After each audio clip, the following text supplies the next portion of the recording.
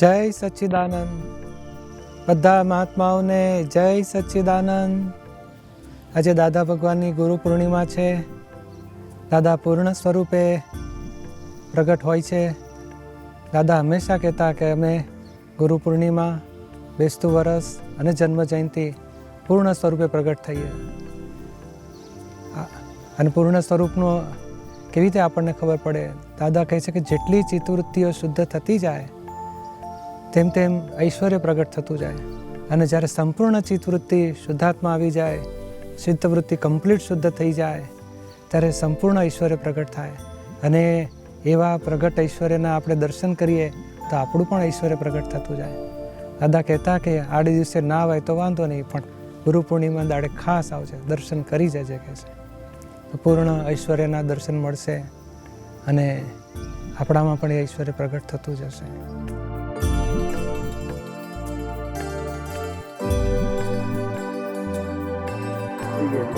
આનંદ બહુ થાય છે. આપણે વેચના અંદર આમ ખૂબ આનંદ થાય. સહજમાંથી કર્મ બધા ખરી પડે, કરેલા કર્મ ખરી પડે, નિર્ણય થઈ જાય. જ્ઞાની પુરુષને જોતા જ કર્મ ખરી પડે, દર્શન કરતા જ કર્મ ખરી પડે. એમના જ્ઞાની પુરુષ હલકા ભૂલ થઈ જાય, હલકા ભૂલ થઈ જાય. વર્તાય છે, આનંદ આવે છે. શું જેના ઇન્દિરાબેનને કેટલો બધો આનંદ વર્તાય છે. કેવા દુઃખમાં, ડિપ્રેશનમાંથી એ આનંદમાં આવી ગયા. એ બધા મહાવિદ્ય ક્ષેત્રમાં મળતા હોય એવું લાગે. એ છે કે દુનિયાની એ લાગે ને દૂરી જ દુનિયા, નવી દુનિયા, નવી જ ધરતી. ક્યાં કોઈ શા ઉપર કઈ જેને એક બાજુ દુનિયા છે ને એક બાજુ આપણું શુદ્ધ આત્મા છે અને આત્માત્માનું ટોળું.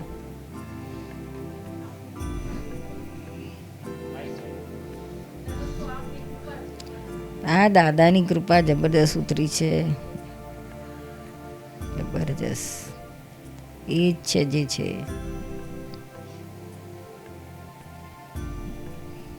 કામ થઈ ગયું આપણું તો.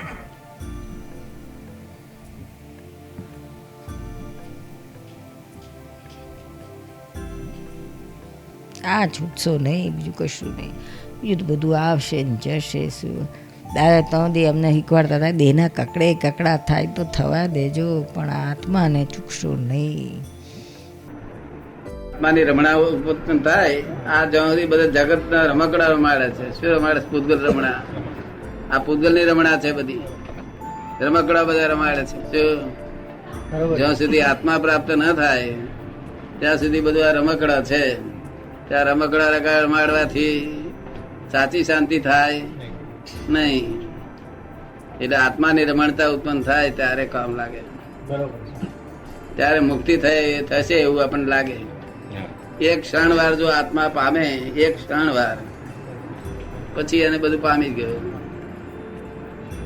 એક ક્ષણ વાર, એક જ ક્ષણ વાર, બીજું અનંતકાળથી એક ક્ષણ વાર આત્મા પામ્યો નથી. બધું જ પામ્યો, બધું પણ એ નહીં પામ્યો. જેના નિમિત્તથી આપણે માર્ગને પટંતર પામ્યા છીએ. અનંતકાળથી સંસાર તરફ જ ભટકતા હતા. અનંતકાળથી જે દેહ મળ્યા, અનંત દેહ મળ્યા, અને તે દેહ મળ્યો તે દેહને ઊંચું માનીને ચાલતા હતા. એમાંથી આ તમને ધાડ કરીને જ્ઞાની જ્ઞાન થકી આખો માર્ગ બદલી આપે છે. તમને સંસારમાંથી તમને મોક્ષ તરફ લઈ જાય છે. હું આત્મા છું, શુદ્ધ આત્મા છું, એ તમને જગાડી આપે છે.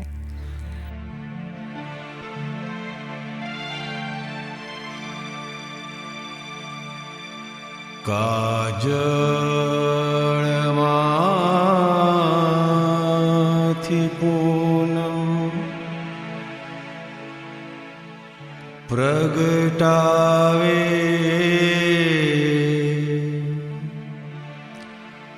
એ સંગમેશ્વરને વંદન.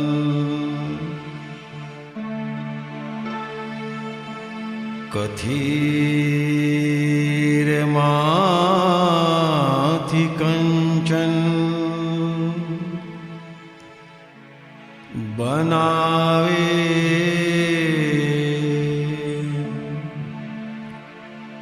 એ સંગ મેશ્વરને વંદન.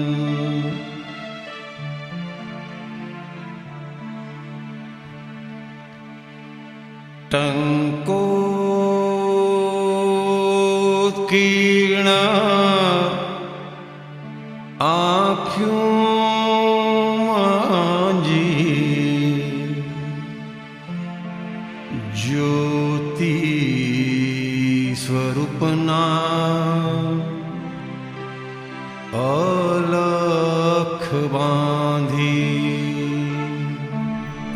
બધું પૂછો, આખા વર્લ્ડના તમામ પ્રશ્નો એ પૂછી શકાય, કારણ કે હું વર્લ્ડની ઓબ્ઝર્વેટરી છું.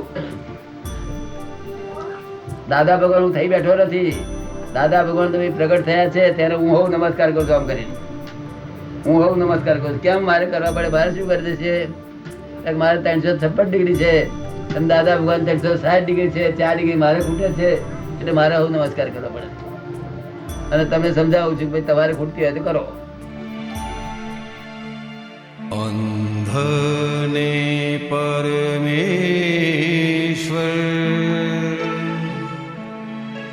બતાવે એ સંગ મેશ્વરને વંદન. જડના જગાવે સ્પંદન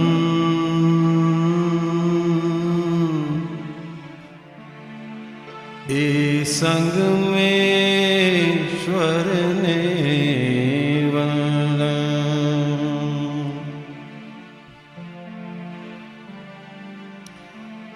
દુભવશે નહીં કોઈનું અહમ, પામશે જીવ સત્યમ સોહમ. કોઈ જીવને કિંચિત માત્ર દુઃખ ન હો. શું કહ્યું? કોઈ આપણે દુઃખ આપી જાય એ કોઈ કાયદાના આધારે છે કે ગપતું નથી આ જગત. પણ આપણે ના આપીએ, જ્યારથી આપણે બંધ કરી દઈશું, આપણે દુઃખ આપવાનું બંધ કરીશું, ત્યારથી આપણે માટે રસ્તો મોકળો થઈ જશે, ક્લિયર થઈ જશે. બરાબર ને? આપને લાગ્યું બરાબર કે આપણો રસ્તો ક્લિયર કરવો હોય તો દુઃખ તમને ગમતું જ નથી. જે ગમતું ના હોય તે બીજાને નહીં આપો. અને તમને સુખ ગમે છે, બીજાને સુખ આપો. બીજાને સુખ આપશો એટલે તમે સુખ જ મળ્યા કરશે. બીજાને દુઃખ આપશો તમને દુઃખ જ મળ્યા કરશે. માટે તમારે સમજી લેવું, કોઈ દુઃખ આપવા આવે તો એને કહી દેવું કે ભાઈ આવું જમે કે દઈશ, ફરી છે તો આપણે રાજી ખુશી એમ ચા પીને મોકલવા. બરાબર ને? કે ચા પીને જાવ પેલા. વીણાવાદીની છેડે સરગમ એ સંગ મેશ્વરને વંદન.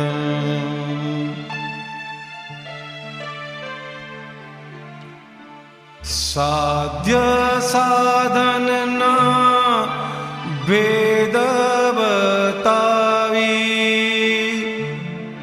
જ્ઞાતાને જ્ઞેયના પરમાણ દાખવી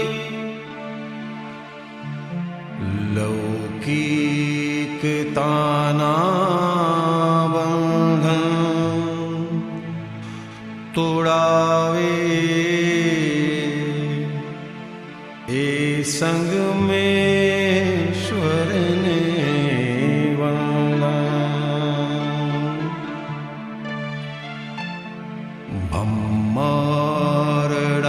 ભમ્મરડાના ભરમ ભાંગે એ સંગ મેશ્વરને વંદન. કથી માંથી કંચન બનાવે એ સંગમેશ્વરને વંદન.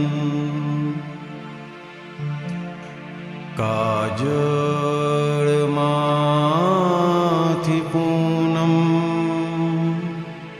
પ્રગટાવે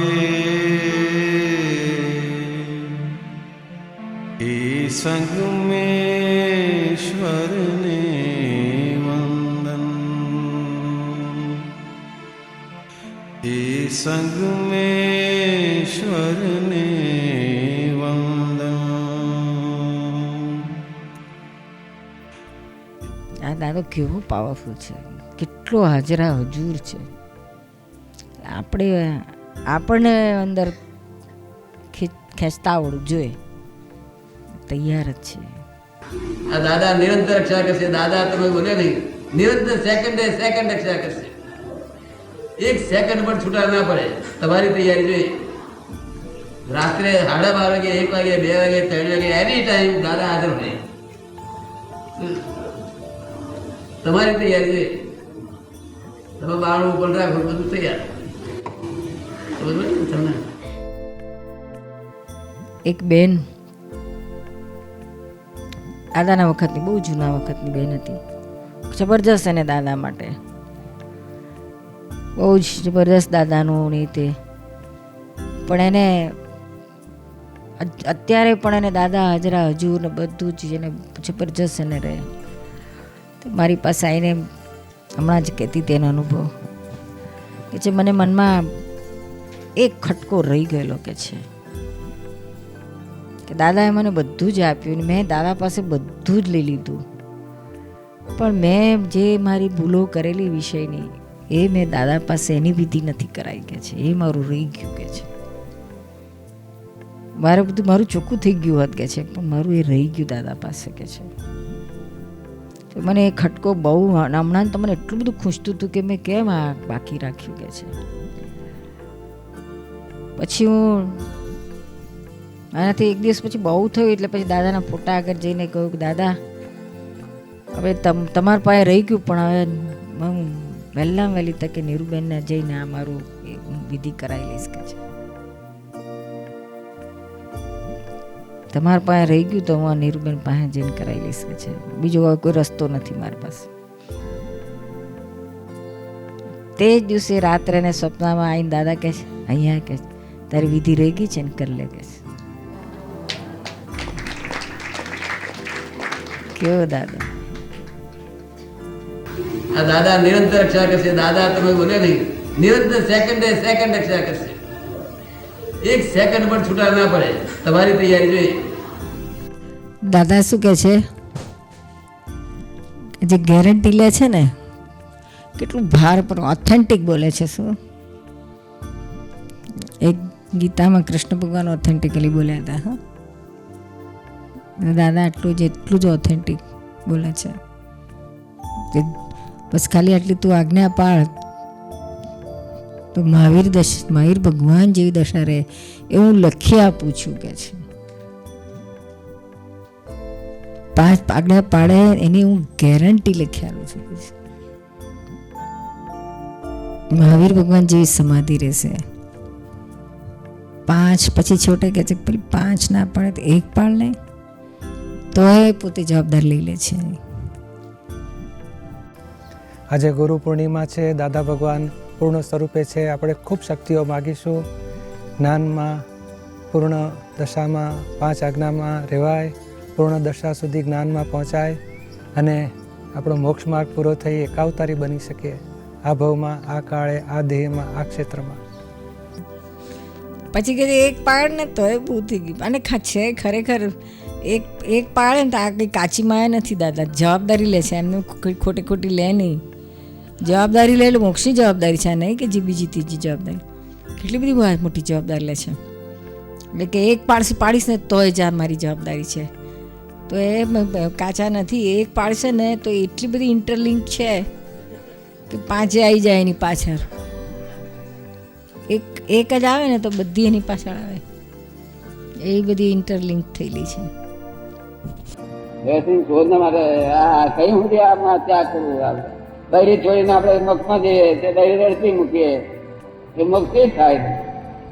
બધા શોધખોળ કરી કાઢી કે આ બધું હોય ને છતાં મોક્ષ થાય. શું કહ્યું? અમને મોક્ષ મળતો તો તારો કાઈ જાણી અમારી ભાવના જતી જગત કલ્યાણ કરવાની.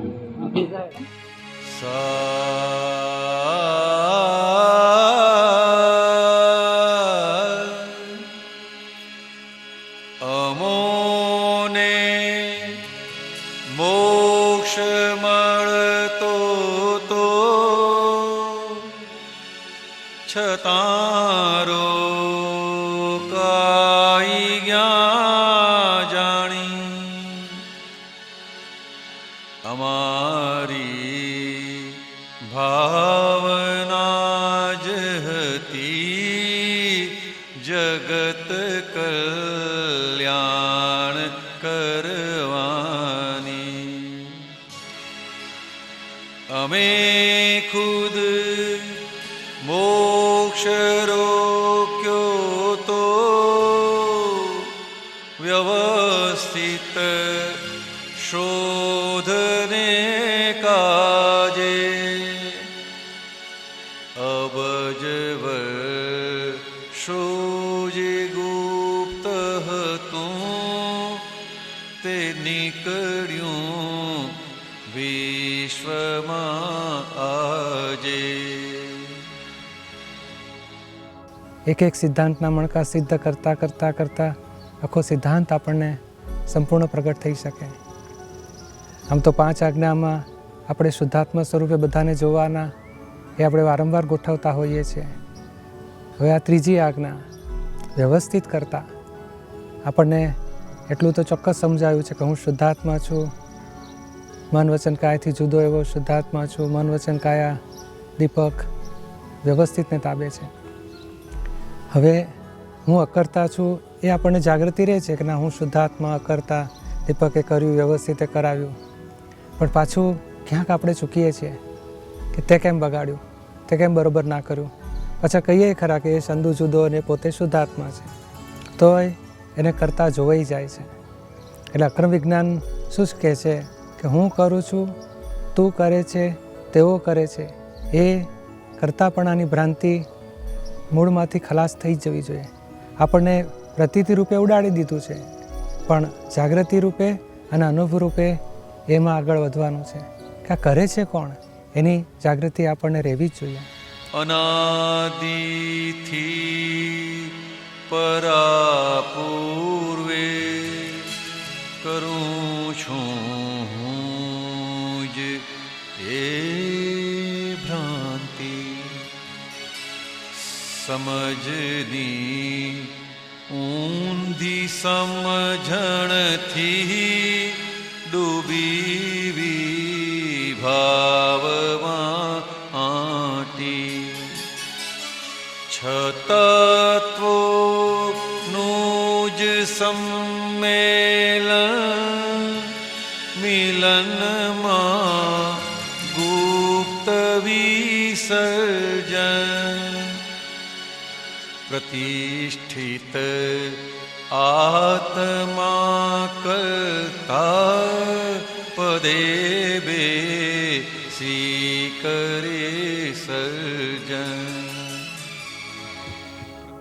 એટલે એક્ઝેક્ટ વ્યવસ્થિતના જ્ઞાન માટે દાદાએ એક બહુ સરસ આપે, એક્ઝેક્ટ સમજમાં રહેવા માટે દાદાએ એક આપતા સૂત્રમાં કહ્યું છે કે 2 વસ્તુ એટ એ ટાઈમ રહેવી જોઈએ. બહાર બધું થઈ રહ્યું છે ના, અંદર રાખવાનું શું તો કે આ બધું થઈ રહ્યું છે અને બહાર આ બધું કરવાનું છે. 2 વસ્તુ સાથે હોવું જોઈએ. એકાંતે જાય ને તો પેલું એક્ઝેક્ટ નહીં રહે.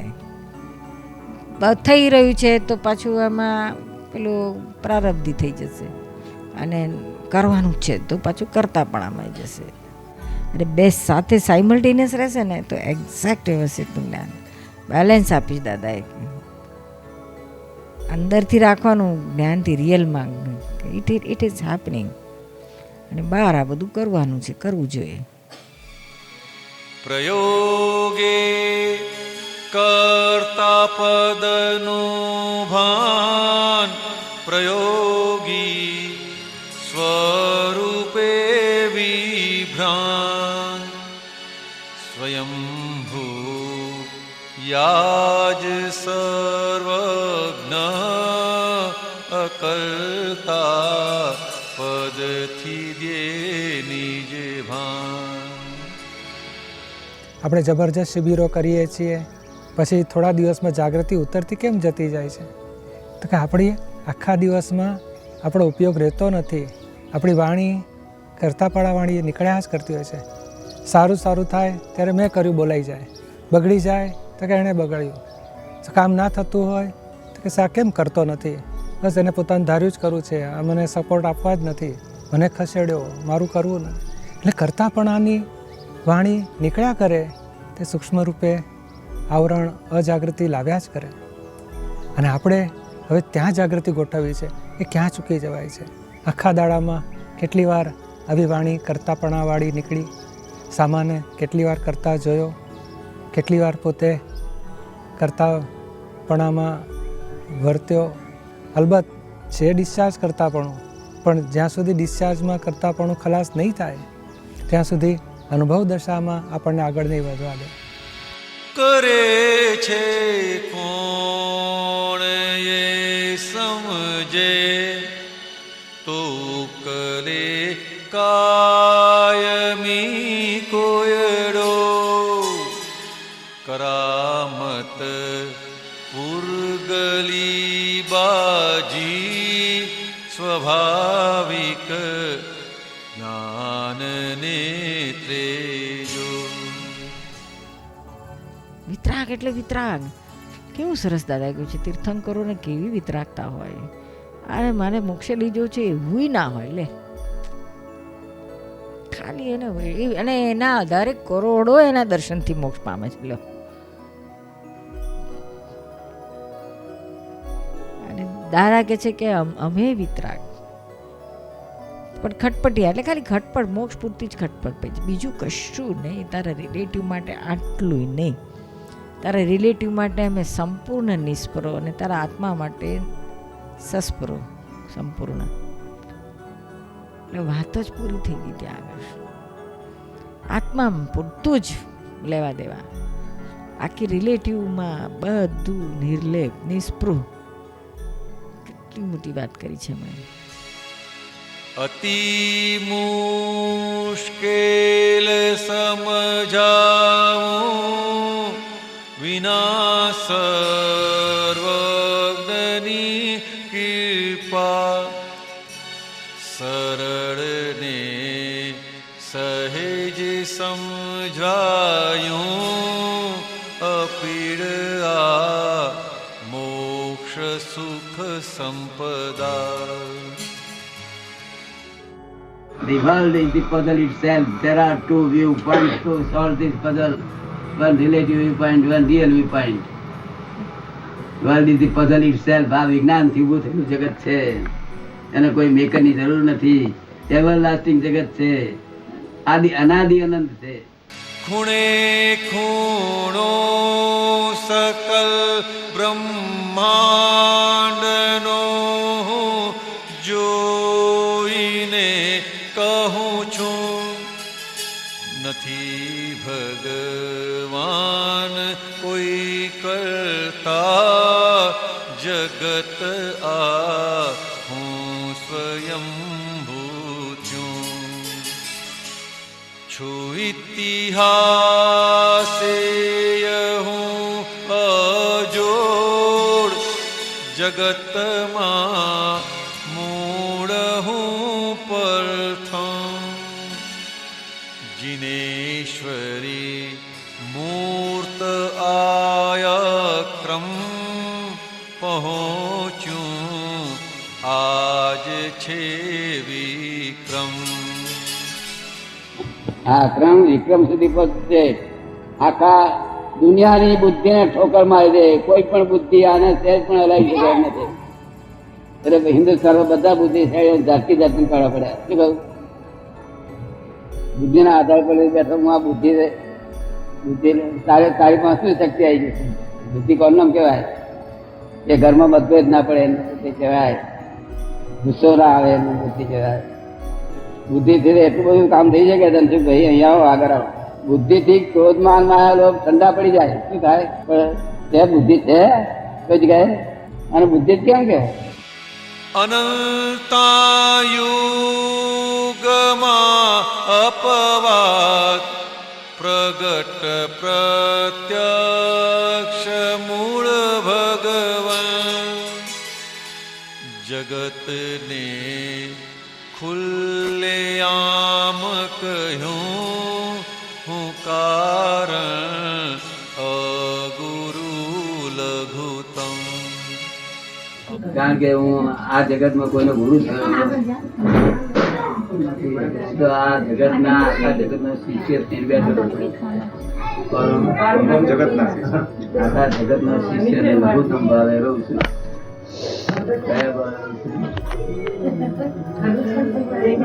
પણ વ્યવહારમાં લઘુત્તમ ભાવ અને એક્ઝેક્ટલી ગુરુત્તમ ભાવ. એક્ઝેક્ટલી મારાથી કોઈ ઉપર કોઈ ઉપરી નથી. આ વર્લ્ડમાં કોઈ આખા બ્રહ્માંડમાં કોઈ મારો છે નહીં. એ એક્ઝેક્ટલી ગુરુ. અને આ વ્યવહાર તમે દેખાવમાં તમે ગાળ બોલો હું તો બી ઊંચો છું. શું કરું? લઘુત્તમ છે. અમોને મોક્ષ મળતો તો છતારો કાઈ ક્યાં જાણી અમારી ભાવના જ હતી જગત કલ્યાણ કરવાની જગત કલ્યાણ કરવાની.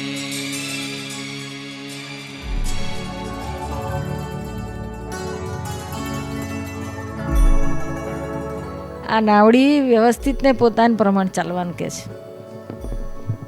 એવું છે એટલે મૂકી દેવાનું વહેતું.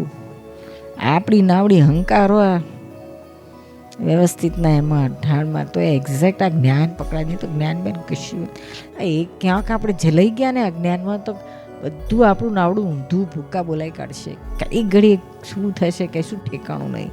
મહા મુસીબતે આ મોક્ષ મળ્યો છે, બાકી તો કંઈ પત્તો ખાયો નથી. એટલે આજનો સ્પેશિયલ ગુરુ પૂર્ણિમા નિમિત્તે આપણે હું કરું છું, તું કરે છે, તેઓ કરે છે એવી વાણીનો ઉપયોગ જ્યાં જ્યાં આપણે થઈ જતો હોય એ આપણે જાગૃતિમાં રાખીશું. નિશ્ચયથી શુદ્ધાત્મા કરતા છે અને ચંદુ નૈમિતિક કરતા છે, વ્યવસ્થિતને તાબે છે. હું શુદ્ધાત્મા છું, દીપકથી તેજી થાય, વ્યવસ્થિતની પ્રેરણાથી અને વ્યવસ્થિતને તાબે થાય છે, સંજોગ આધીન થાય છે. એ વારંવાર આપણે વ્યવસ્થિતની આજ્ઞાને હાજર કરતા જઈશું, જાગૃતિમાં રાખતા જઈશું. એમ કરતાં કરતાં આપણે ત્રીજી આજ્ઞા સિદ્ધ કરવી છે.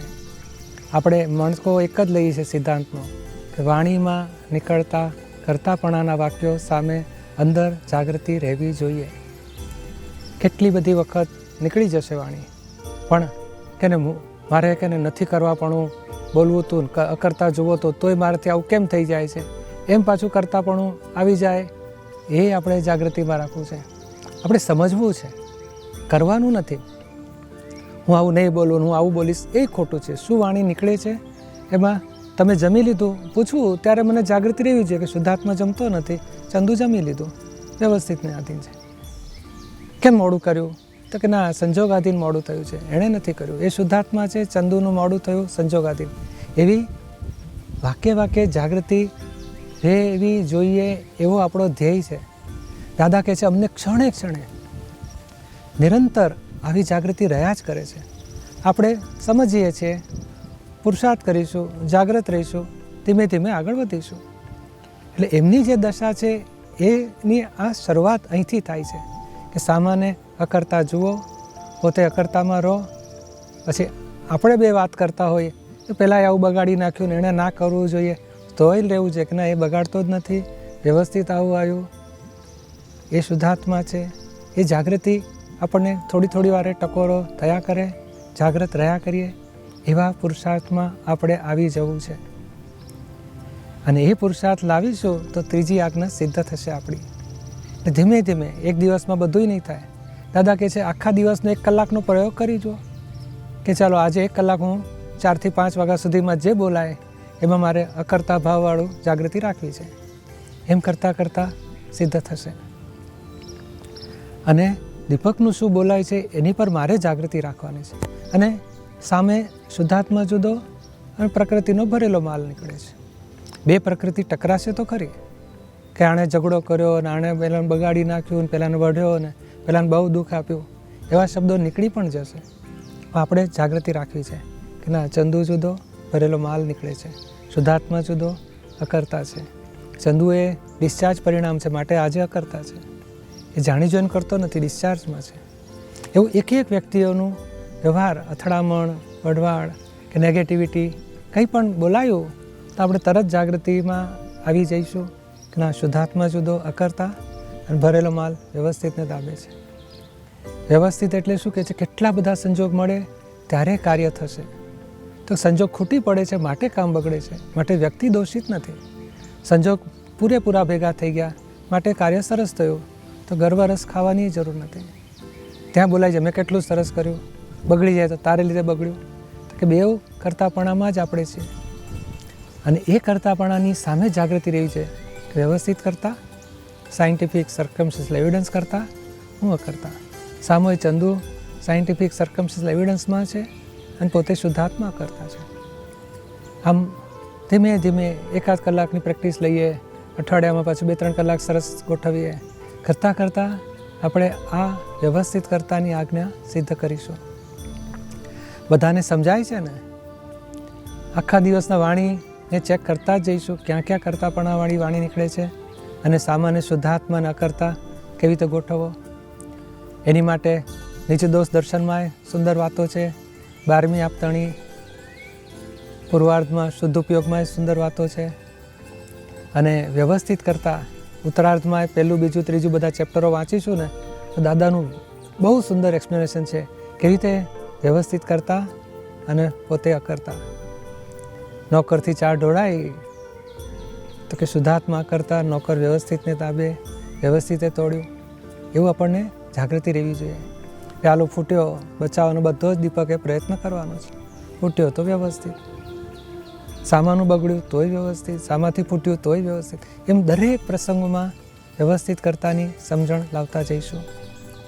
તો આજે સરસ નિશ્ચય કરીએ, દાદા ભગવાનની 5 આજ્ઞા સિદ્ધ કરવી છે. એમાંય ટુકડે ટુકડે શુદ્ધાત્મા જોવા, વ્યવસ્થિત કરતા, એમ એક એક આજ્ઞાને પાર્ટલી સિદ્ધ કરતા જઈશું. દાદા ભગવાન પાસે ખૂબ શક્તિઓ માગીશું. સમજીને આખી આજ્ઞા સિદ્ધ કરવી જ છે. ચાલો બધા મહાત્માઓ સરસ વિધિ કરી લઈએ. દાદા ભગવાનના સીધા આશીર્વાદ લઈએ. અનંત ઐશ્વર્ય પ્રગટ થયું છે એવા દાદા ભગવાન આપણી માટે હાજર જ છે. સૂક્ષ્મ રીતે નિરૂમાં હાજર જ છે, દેવદેવીઓ હાજર જ છે. આપણે તાર જોઈન્ટ કરીશું અને દાદાના આશીર્વાદ લઈશું. બોલો બધા, બોલો. હું મન વચન કાયા મારા નામની સર્વ માયા ભાવ કર્મ દ્રવ્ય કર્મ નો કર્મ હે દાદા ભગવાન આપ પ્રગટ પરમાત્મા સ્વરૂપ પ્રભુના સુચરણોમાં સમર્પણ કરું છું. હું શુદ્ધાત્મા છું, શુદ્ધાત્મા છું, શુદ્ધ